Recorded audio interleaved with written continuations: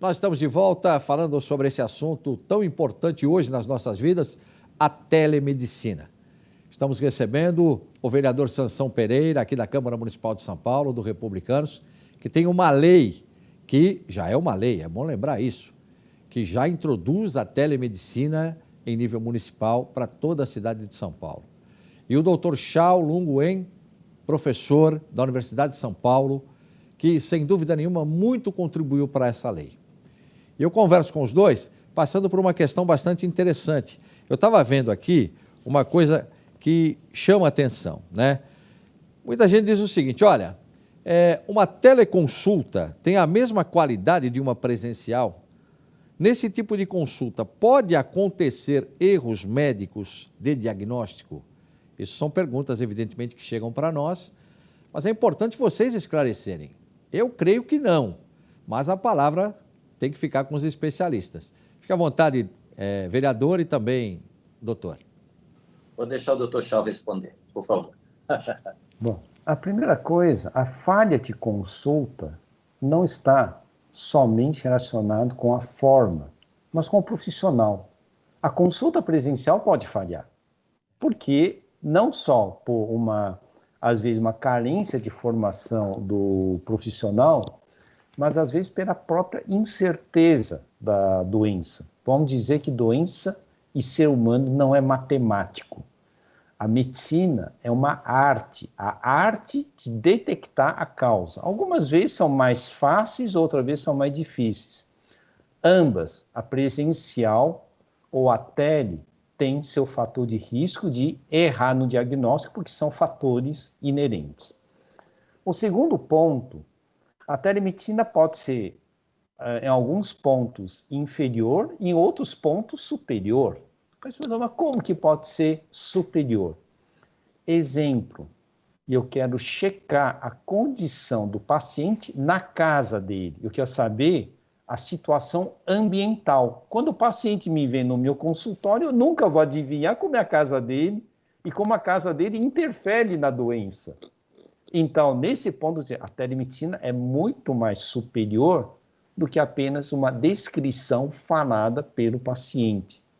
Mas ela também pode ser inferior, porque alguns pontos de algumas características do exame físico presencial, a tele ela é menor, mas aí cabe ao profissional saber quais são os limites. Novamente, depois que eu comecei falando hoje, de que não existe a substituição da medicina presencial por tele, mas uma integração da medicina presencial com tele para aumentar a capacidade. Eu até me atreveria a dizer que até o final desta década, talvez nós nem falemos muito sobre telemedicina e medicina. Vamos falar sobre medicina conectada. Isto é, todos os médicos já sabem usar a telemedicina e ela já faz uma expansão conectada. Então, só para te responder, que ambas as situações podem ter falhas diagnósticas, não por causa do meio, mas por causa da característica do ser humano e da doença, que o processo investigativo é um processo de detetive, né? E que a telemedicina no atendimento, em alguns momentos, pode ser melhor do que o presencial, porque eu consigo entender a realidade onde o paciente vive e também pode, eventualmente, ser inferior quando eu tenho alguns limites, mas eu, como profissional, tenho que reconhecer em tempo hábil e dizer, paciente, vem cá, eu preciso terminar de examinar, mas eu também faço um atendimento mais rápido e objetivo. Com certeza. Quer acrescentar alguma coisa, vereador? Não, é isso mesmo, concordo plenamente. Doutor Chao falou tudo, sem dúvida nenhuma. E ele falou uma coisa importante, inclusive, de uma das questões que viria a seguir, sobre a questão da telemedicina poder substituir a medicina presencial. Não, pelo contrário. As duas serão integradas, uma será integrada à outra, melhorando, evidentemente, o atendimento em geral para a população, o atendimento médico. Agora, tem uma questão interessante, vereador, que eu vou colocar aqui para vocês dois, porque há uma dificuldade hoje de se chegar até a periferia pela questão dos sinais de internet. Existem localidades em São Paulo onde realmente os sinais são muito difíceis, as pessoas não conseguem acesso à internet.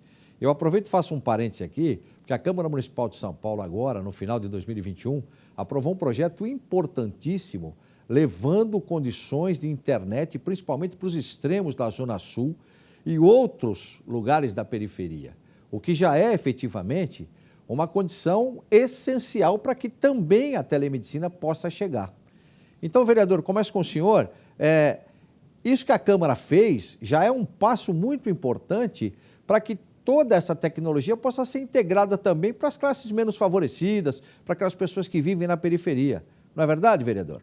Sem dúvida alguma. Inclusive, você já respondeu a tua pergunta, que é exatamente, nós já aprovamos, então, agora a lei das antenas, e nós priorizamos os lugares mais distantes, os lugares do extremo sul, os lugares mais humildes, exatamente para que chegasse até os hospitais, as UBS, as escolas, para que atendesse a toda a população de uma forma geral, como esse é realmente o trabalho do parlamentar, né, do vereador, de cuidar da população, de fazer o melhor. E, graças a Deus, a Câmara Municipal de São Paulo está de parabéns disso, o prefeito Ricardo Nunes, que também, né, sancionou, enviou, graças a Deus, né? Então, é a Lei 17.733 de 2022, é a Lei das Antenas. O vereador sempre, claro, com mais informações importantes, né? Porque a gente acompanhou todo esse processo aqui e a gente sentia nas pessoas que participaram, inclusive, e a gente sente nas pessoas da periferia, olha, legal, está chegando, vai dar para a gente fazer uma série de coisas. E, inclusive, eu aproveito também, já para colocar para os dois, essa questão de se poder contar também com o SUS na telemedicina. Como é que está isso? Queria que o vereador falasse e o doutor Chau também, porque a ideia é chegar realmente naquelas pessoas da periferia, pessoas que muitas vezes não têm condições sequer de ir até um consultório médico. Então, queria que vocês falassem também a respeito disso, que eu creio que seja muito importante para todos, né, que estão nos assistindo. Bom, a lei prevê que é a Secretaria Municipal de Saúde que vai fazer a implementação, tá certo? Então, isso daí já está sendo o secretário, como também o doutor Tacano, que é do Saúde São Paulo, coordenador do Projeto Saúde São Paulo, vai sair a qualquer momento um edital, onde, inclusive, também os profissionais de saúde, a lei já prevê isso, os profissionais de saúde serão preparados, né, para esse tipo de atendimento, eles vão passar por uma preparação para poder, evidentemente, poder levar até a população, né, a forma de funcionamento da telemedicina. E não somente isso, também no que diz respeito à questão de recursos. Então, já existe, eu não sei se você lembra, mas foi muito falado, que foi liberado 22 milhões de dólares para a construção e reforma de unidades de saúde na capital São Paulo. Foi o BID. Então, esses recursos serão utilizados na forma das etapas do programa Avança Saúde São Paulo, que prevê a construção de UPAs, UBSs e reformas de unidades. Diga-se de passagem que tinha apenas 3 UBSs em São Paulo, já temos 22. Então, já foram construídas 19 UBSs. E também para reformas de unidades e implantação de sistema de gestão em plataforma saúde. E foi também destinado já está incluído aí a telemedicina, a implementação da telemedicina. É fundamental. E queria que o doutor Chau, por favor, complementasse. Pois não, doutor. Eu só queria explorar um assunto. Algumas pessoas às vezes imaginam que a telemedicina ela existe mais na área privada. Na verdade, a primeira telemedicina no Brasil é a acadêmica e a do SUS. E aí as pessoas perguntam, como do SUS? O que se conhece hoje como Programa Nacional Telesaúde Brasil, Rede do Ministério da Saúde, eu fui uma das pessoas que criou esse programa e ele começou a ser implantado em 2007. Então, a telesaúde no SUS foi, na verdade, o que capitaneou como macro política de saúde. E o que aconteceu? Nunca houve uma lei que pudesse dar a segurança jurídica ao exercício profissional por tele.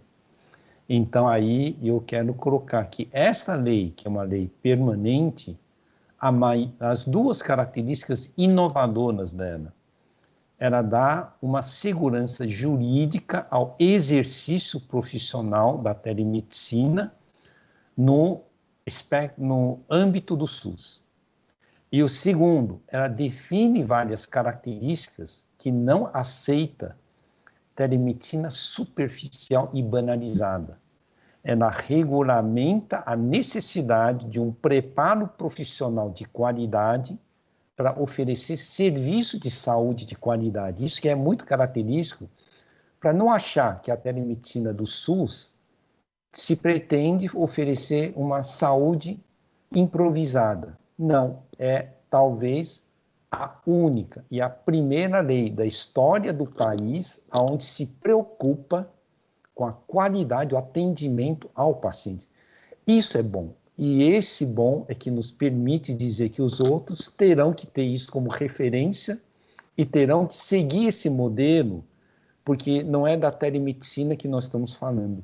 Estamos falando sobre cuidar bem das pessoas que precisam, incorporando agora a tecnologia. E o SUS, sim, vai aumentar muito a sua eficiência se seguir esses padrões, inclusive definidos e escritos na lei. É muito importante quando a gente fala no SUS, porque é uma forma efetivamente da gente ter essa abrangência de como essa telemedicina pode chegar. O vereador já deu detalhes importantes aqui a respeito da lei das antenas, permitindo que as pessoas possam ter uma internet de qualidade.